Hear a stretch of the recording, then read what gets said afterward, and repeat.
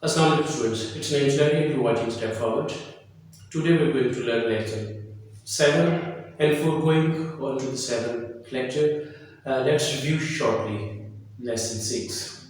तो students lesson 6 जो था उसमें हमने should must को किया था present में. उसके हमने 4 स्ट्रक्चर किए थे जिनमें सबसे पहला जो स्ट्रक्चर है वो था should must plus first verb. ये जो एडवाइस के लिए हम इसको यूज करते हैं, जैसे ही शुड वर्क, जब इसको ज़्यादा स्ट्रॉन्ग करना हो तो इसमें इस शुड की जगह पे मस्ट लगाया जाता है. He must see the doctor. दूसरा इसका जो स्ट्रक्चर था लेक्चर 6 में वो था should must plus be plus first verb plus ING. कोई इम्कान जाहिर करने के लिए इसको यूज करते हैं. जैसे ही should be working, he must be waiting for his friends. और इसका जो थर्ड स्ट्रक्चर था वो था should must plus be plus third verb. उसको हम पैसिव में यूज करते हैं. This room should be cleaned, this book must be read. और जो फोर्थ स्ट्रक्चर था interrogative words plus should plus object. इसमें कोई हेल्पलेसनेस या रिफ्यूजल, कोई इनकार करने के लिए होते हैं. जैसे what should the poor do, where should they go. जब आप इनकार करते हैं तो why should I do this, मैं ये क्यों करूं. ये था लेक्चर 6 जिसको हमने एक नजर देखा. अब आइए इसको आज का जो लेक्चर है लेक्चर नंबर 7, इसमें भी हम शुड और मस्ट कर रहे हैं लेकिन ये हम पास्ट में यूज करेंगे. पास्ट में इसकी जो दोनों सेंसेस हैं एक्टिव और पैसिव दोनों में यूज होते हैं. जब हम इसको एक्टिव में यूज करेंगे तो हम should must plus have plus third verb use करेंगे. और जब ये पैसिव में चला जाएगा तो इसमें should must have plus been plus third verb use होगी. आइए देखते हैं lecture 7 should must plus have plus third verb. और इसका जो एक्टिव सेंस है subject plus should plus must plus have plus third verb plus object. Example इसकी देखिए, you should have informed him. आपको चाहिए था कि आप उसे इन्फॉर्म करते या आपको उसे इत्तला देनी चाहिए थी. I should have helped him, मुझे उसकी मदद करनी चाहिए थी. He must have translated this एसे, उसको इस मज़मून का तर्जुमा जरूर करना चाहिए था. Tahir must have completed this book, Tahir को ये किताब जरूर मुकम्मल करनी चाहिए थी.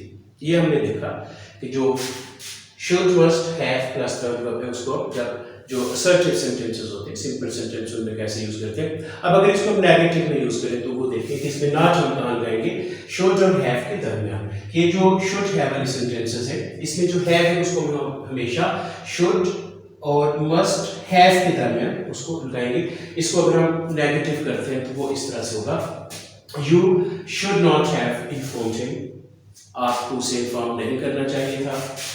I shouldn't have helped him, मुझे उसकी मदद नहीं करनी चाहिए थी. He must not have translated this ऐसे, उसे इस मज़मून का कभी तर्जुमा नहीं करना चाहिए था, हरगिज़ नहीं करना चाहिए था. Tahir mustn't have completed this book, Tahir को ये किताब हरगिज़ मुकम्मल नहीं करनी चाहिए थी. एक बात इसमें याद रखें कि मस्ट के बाद जब हम नॉट लगाते हैं उसका जो टी है वो साइलेंट हो जाता है. इनके इसको आप मस्ट पढ़ते हैं, मस्ट नहीं पढ़ते. अब आ जाइए इसको जब हम पैसिव में करते हैं तो शुड मस्ट हैव हमारे पास ऑलरेडी है. इसमें हम बीइंग का इजाफा कर देंगे थर्ड वर्ब से पहले.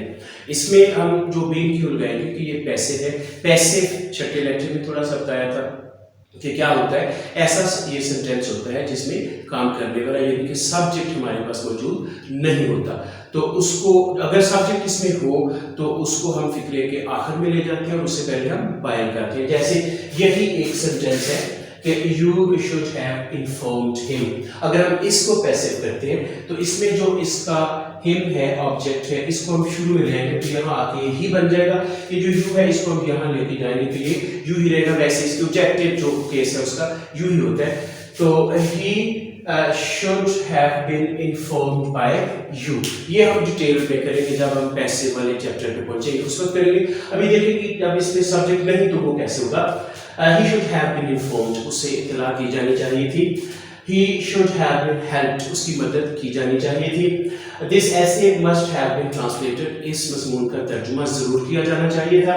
This book must have been completed, ये किताब ज़रूर मुकम्मल की जानी चाहिए थी. अब इसको जब हम नेगेटिव करेंगे तो जैसे इधर हमने should और have के दर में नॉट लगाया था, इधर भी हम should और have के सेंटर में नॉट लगाएंगे. यानी कि होगा he shouldn't have been informed, he shouldn't have been helped, this essay mustn't have been translated, this book mustn't have been completed. ये किताब हरगिज़ मुकम्मल नहीं की जानी चाहिए थी. तो स्टूडेंट्स ये हमने देखा use of should, must, have के साथ और हैव बीन के साथ. इसको हम पैसिव की जो एक्टिव है सेंस और जो पैसिव सेंस है उसमें हम इसको कैसे यूज करते हैं. तो अब आप देखेंगे इसमें हमने शुड और जो मस्ट यूज किया है, इसके साथ जब शुड नॉट लग जाता है, ये मस्ट नॉट हो जाता है, तो इसको हम कॉन्ट्रैक्ट करते हैं. जब शुड नॉट हो जाता है उसकी भी कॉन्ट्रैक्शन होती है, मस्ट नॉट हो जाता है उसकी भी कॉन्ट्रैक्शन होती है.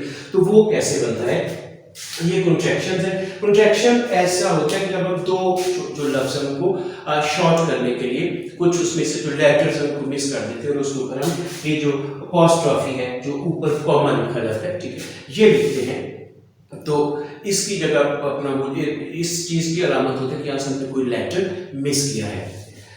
अब आज जैसे शुड नॉट है तो इसको जब हम कॉन्ट्रैक्टेड फॉर्म में लेके आएंगे तो ये बन जाएगा शुडंट. शुड हैव है तो ये बन जाएगा शुड हैव. और ये जो शुड नॉट है इसको जब हम उसको कॉन्ट्रैक्ट फॉर्म में लेके जाएंगे तो ये बन जाएगा shouldn't have. Should have, should have, इसमें जो टी है वो साइलेंट हो जाएगा. अब आ जाइए जो मस्ट है उसकी कॉन्ट्रैक्शन जो वो कैसे होगी. मस्ट नॉट, मसंट, टी पहले बताया कि नॉट से पहले टी जो है मस्ट का वो साइलेंट हो जाता है. और मस्ट हैव, मस्ट हैव, और मस्ट नॉट हैव इसका जो है वो जो कॉन्ट्रैक्टेड फॉर्म है वो बनेगी मसंट हैव. ये आपके जो कॉन्ट्रैक्शन, इस पे हम अलग एक पूरा लेक्चर भी रखेंगे. जो अपना कॉन्ट्रैक्शन जितनी होती है वो सारी हम एक लेक्चर में उसको कवर करेंगे. तो आज हमने किया जो लेक्चर 7 है, इसमें हमने देखा कि शुड और मस्ट जो है उसको पास्ट में कैसे यूज किया जाता है. यानी इसके साथ हैव जो लगता है तो उसका स्ट्रक्चर क्या बनता है, और इसके बाद जो बिन लगाया जाता है वो क्यों लगाया जाता है, उसका स्ट्रक्चर क्यों बनता है. इससे पहले लेक्चर 6 में आप जो शुड मस्ट है इसको प्रेजेंट में यूज कर चुके हैं. उसमें हम इसके चार जो स्ट्रक्चर है, चार तरह से जो फिक्रा बनता है वो किए थे, और इसमें हमने 2 तरह से किया. इस तरह टोटल जो शुड और मस्ट का यूज है ये आपने इसके 6 फार्मूले कर लिए. स्टूडेंट्स इनकी अच्छी तरह प्रैक्टिस कीजिए, बार बार इनको लिख कर इनकी प्रैक्टिस कीजिए. अगर आपको किसी किस्म का कोई प्रॉब्लम आती है तो कमेंट्स में मुझे आप पूछ सकते हैं. और स्टूडेंट्स हमारा चैनल सब्सक्राइब करना मत भूलिएगा. इसके वीडियोस लाइक कीजिए, अपने दोस्तों के साथ शेयर कीजिए और मुझे इजाज़त दीजिए. खुदा हाफिज़.